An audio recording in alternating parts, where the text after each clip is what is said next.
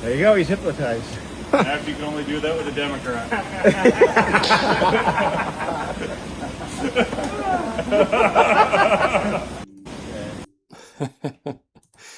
All right, so now the House Judiciary Committee has officially referred Jack Smith to DOJ for criminal prosecution. He's facing accusations of committing perjury in front of Congress, misleading Congress during sworn testimony under oath when he claimed he did not obtain or review lawmakers' text messages. Do not go easy on this crook, DOJ, says Eric Daughtry. Former Special Counsel Jack Smith hit with a criminal referral.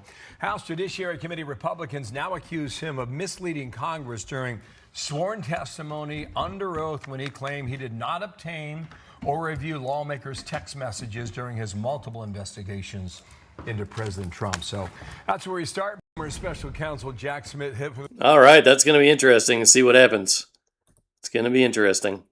Here we have another take where, you know, we got to have balance so in the force. So let's hear the leftists' take on this issue. Support because I'm a liberal. I'm a liberal, and you know what a liberal do? We destroy the economy. We make everybody impoverished, and then we make sure all the homeless people doing drug in front of the children, and make sure all the school teachers. I guess that's from the comedian Ben Bankus. I'm sorry if I said his name wrong, but he seems like he's pretty funny. Here's another one for Real America Voice. It says Jack Smith should be indicted. Says former special counsel Jack Smith should face criminal charges over his handling of the Trump investigations, arguing there must be accountability to prevent future political weaponization of the Justice Department. Well, Jim Jordan did a criminal referral yesterday to the Justice Department on Biden special counsel Jack Smith. Jack Smith, as we know, was this rogue political partisan operative, this Scud missile launched by Biden to try to take out Trump. And as part of Jack Smith's investigation of Trump and his aides and his allies, Jack Smith subpoenaed the text messages, the content of the text messages from 44 members of Congress, including 20 senators and 24 House members, including the Speaker of the House, the number two in the House. I mean, it's a big deal to subpoena a members of congressional members' telephone records, their text messages. They did it for 44 of them, and then Jack Smith didn't apparently have the taint teams in place, the filter teams in place to make sure they're doing a review for privilege, which is a big problem. And then Jack Smith got asked about what he did in those investigations as part of his December 17th, 2025 deposition in front of the House Judiciary Committee. And Jack Smith, according to Jim Jordan, the chairman's criminal referral, lied. He provided materially false statements to Congress, to the House, because Jack Smith said that he only got the toll records of these phone calls, meaning two from phone number, duration, and not the content. Well, according to this criminal referral, that is a lie. Jack Smith lied because he did get 44 members of Congress's text messages. And so that's why we have this criminal referral.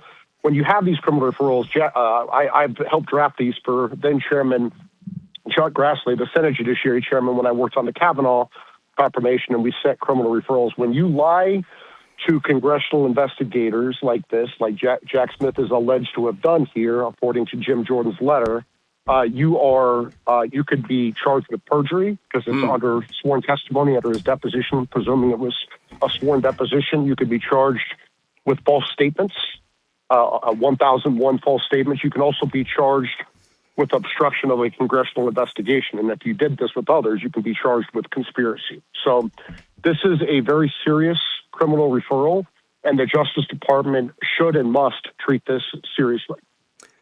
I love it. The DOJ is finally doing something useful. All right. It says here, Jack Smith hit with criminal referral as GOP moves testimony fight toward prosecution. Jordan accuses Smith of lying about accessing lawmakers' texts after new documents appeared to contradict testimony. So he was looking at other people's texts. Allegedly. Oh. Do we have to watch this ad? Feels like it's not enough. Remember. Skip. Here with more about these revelations about Jack Smith, chairman of the House Judiciary Committee, our friend Jim Jordan of Ohio. Let's get your take on this. Is this a violation of constitutional rights? Yeah. It is. Were you caught up in definitely. this? Oh, yeah. I mean, they got my phone logs. There were 44 members of the United States Congress, senators, members of the House, even some Democrats, a handful of Democrats were caught up in this. And again, this, you can't do that. As Senator Hawley just said, this is a separation of powers issue. There's a speech or debate clause. It was supposed to be filtered and screened. It wasn't. It was just given from the National Archives to Jack Smith's team. But like we always say, Sean, the one thing we get wrong when we start these investigations, the one thing we always get wrong is that it's always worse than we thought. So it wasn't just and never forget the toll records issue. Remember, 16 days after Kevin McCarthy becomes Speaker of the House, Jack Smith goes and gets his phone records from the carrier, the top Republican in government, the guy second in line to the president. Jack Smith knew who he called, who called him, when the call took place, how long the call lasted. He can pattern someone's life. Who's the Speaker of the House talking to before big votes, after big votes? Well, that is just wrong. That is a total separations of powers issue that they violated. And they went to another branch of government, got that information without a warrant. They got it, and they didn't screen it. And then Jack Smith, under oath, says, no, we didn't get any contents. Well, Shazam, it looks like they did. And it looks like he wasn't square with us when he testified in front of our committee. And we will look at a referral possibility. We're already looking at that. Do we need to refer him to the Justice Department, to Attorney General Blanche, for them to go ahead and move forward with prosecution? We're looking at that as we speak.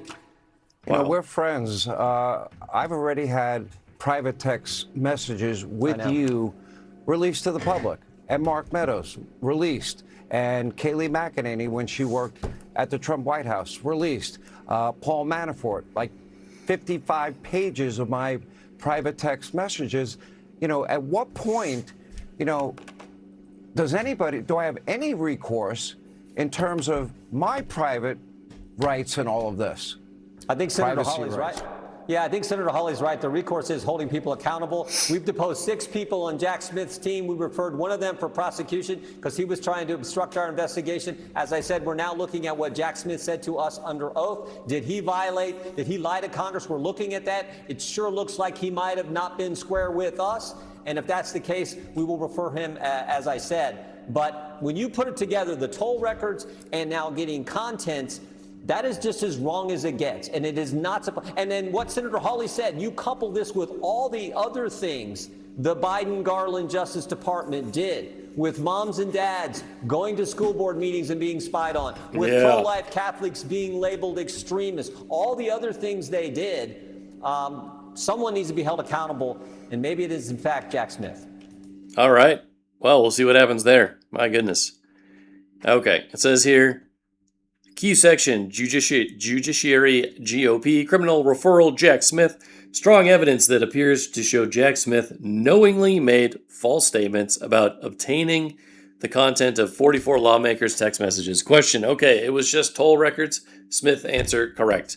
Toll records contain metadata, numbers, call, date, time, length of call, but not content. Smith was silent on his work around through the National Archives and apparent bypassing his filter team to review the texts. So yeah, not great. Committee on the Judiciary writes to refer strong evidence that appears to show Jack Smith, former special counsel, knowingly made false statements during his December 17th, 2025 deposition. Wow, an actual prosecution might happen? No, I don't recall that. Okay, it was just toll records? Correct. Okay, so he apparently allegedly lied about that because he may have been sending, other thing or taking other text messages from Congress people, which is pretty crazy. All right, but this is just a continuation of what the Democrats keep on doing to people. This is an older video here, but still relevant to all now that Jack Smith is in the limelight once again as well. Here we have another person talking about Alvin Bragg's fake case. Leaked audio has just come out from the public affairs chief of the Southern District of New York saying, quote, Alvin Bragg was stacking charges and rearranging things just to make it fit a case. To be honest with you, I think the case is nonsense. Every real estate person in New York does what Trump did. Nobody's even been charged with this. So that's pretty crazy. It says there, leaked audio from Alvin Bragg's own offices exposing exactly what millions of Americans already knew. This was never about justice. This was about coordinated political hit job designed to take down Trump before the election and steal your voice at the ballot box. That's from normal Republicans, if you want to check more of that out later. And here's the leaked audio again. People have been posting this again lately, even though the video is a little bit older. The other Jack Smith stuff just happened in the past few days. And here's another older post from Trump from June 2nd, 2026, so not too old. It says, when a star witness totally recants and in every way reveals that he was pressured and coerced to give testimony, and when the prosecutor admits that the witness was the single reason that the case was brought, there was no other, how can that case not be immediately dismissed? That is exactly what happened in the Democrat New York Attorney General in Manhattan District Attorney's hoaxes against me. Michael Cohen has come out and unequivocally stated that the radical left prosecutors, Tish James and Alvin Bragg, pressured and coerced him to testify against your president, your favorite president, me, when they made him the key player in their political witch hunts. Now that his testimony is wiped away and the un-American political charade cases are even further discredited, they should be put out of their misery and dismissed once and for all. Our Constitution and the rule of law demand immediate and swift dismissal, as well as for the perpetrators of the radical left lawfare and weaponization to be held criminally responsible. Well, now that seems like they might be now. Jack Smith is in trouble for their terrible misdeeds. We have to restore confidence and honor in our justice system. I am an innocent man who has been horribly treated. Hopefully the courts will do what everyone knows should be done. Thank you, President Donald J. Trump. All right. And then here we have this other video from Steven Crowder. Breaking: DOJ Chief of Public Affairs admits Trump indictments are a politically motivated perversion of justice. Reveals lawfare revolved in making former president a convicted felon. So, now the Republicans are making a comeback. This video is also from 2024, but he was stacking charges and rearranging things just to make it fit a case. Make the case is nonsense. It's a perversion of justice. To make him a convict, a convicted felon.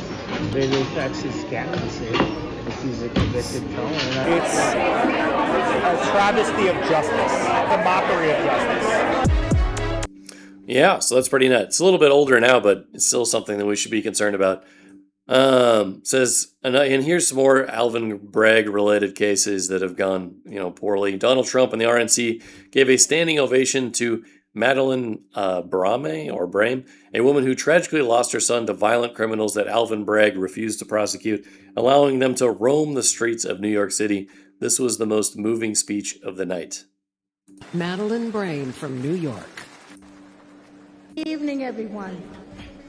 My son, Sergeant Hassan Korea, an Afghanistan War retired veteran.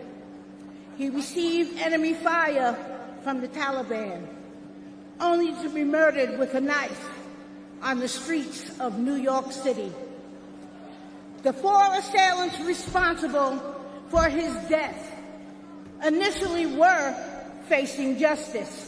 But that changed when District Attorney Alvin Bragg was elected.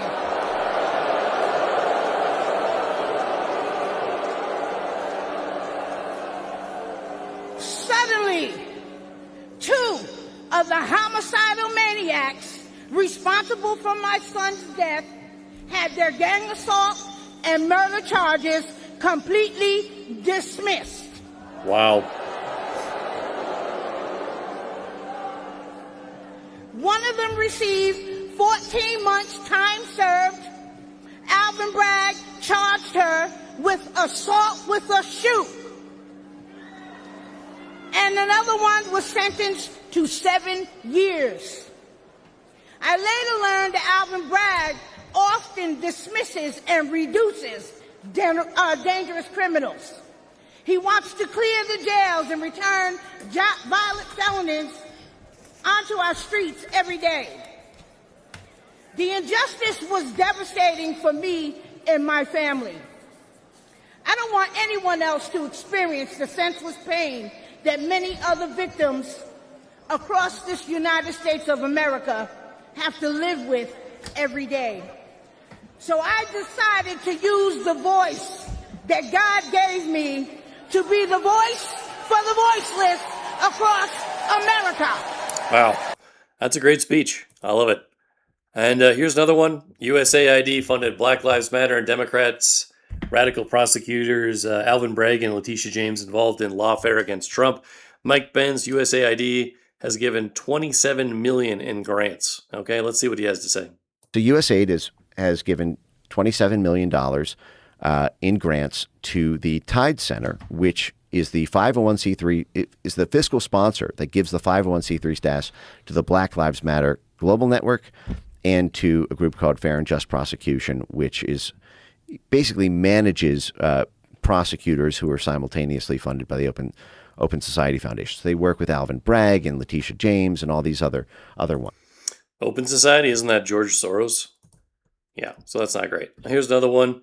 A repeat criminal thug in NYC who has terrorized hundreds of people.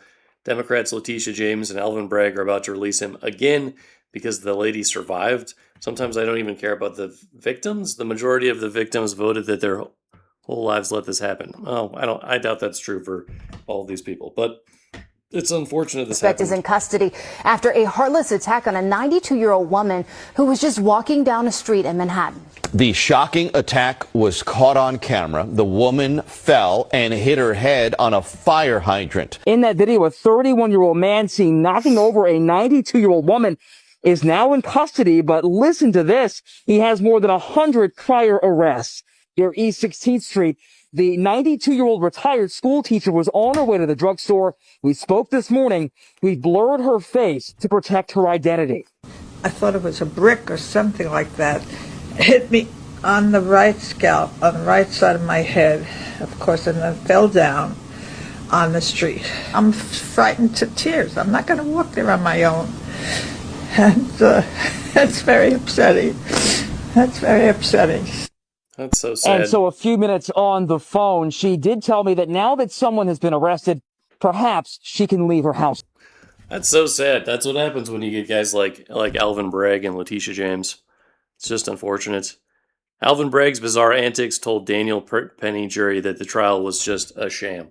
And everybody knew this, right? That's just which is, says here, the acquittal last Monday of Marine veteran Daniel Penny. So this is another one from 2024. Is a blow to Manhattan District Attorney Alvin Bragg. The jury came to the common sense judgment that Penny was justified in subduing a threatening vagrant, Jordan Neely, on a subway in May 2023. And obviously he was. He was trying to help the other passengers there. But Alvin Bragg, it just has a completely messed up version of ethics. He doesn't care. He's going after people for racial reasons, I think, and very little else. Says here, Manhattan DA Alvin Bragg has dropped the assault charge against 27-year-old West African, name I can't pronounce, who threw ice balls at New York police officers. This guy was also indicted for robbery 3 weeks ago, but is once again free. New York City is a joke. Did you put rocks in the sound? We can answer some questions. Oh, awesome. Thank you so much. In and out. I will answer some questions. Okay, no problem. Some very serious claims being made right now, including them saying that he put rocks in the snow before throwing them at officers. This is the first I'm hearing of rocks in the snow. I don't know where you got that from. There's nothing in the criminal complaint that says that. You've mentioned in court that you felt this was politicized. How's it been politicized? I think it's obvious to most New Yorkers. I think the police have an issue with the mayor of our city. I think they're taking it out on Mr. Koulibaly. They want to pick a fight with the mayor. I don't think this is the way they should be doing it. From what I've seen, there are not many things that the mayor and I agree on. I'm not the biggest fan. However, I did see the videos, And my client, according to them, I haven't seen a specific indication that my client was throwing a snowball. But going based upon what they said, that they have an indication that he actually threw a snowball, that's all it was. There's no information that there were rocks, that these were ice snowballs. The police went so far as to charge him with a C violent felony. Okay? Does that raise a due process issue in your view, that other people are getting similar charges? Well, I don't think that's a due process issue. I think it's selective prosecution. I don't know how they decided on Mr. Koulibaly. Frankly, we're not there yet. All I can go by is what I heard in the courtroom and what I had in this criminal complaint.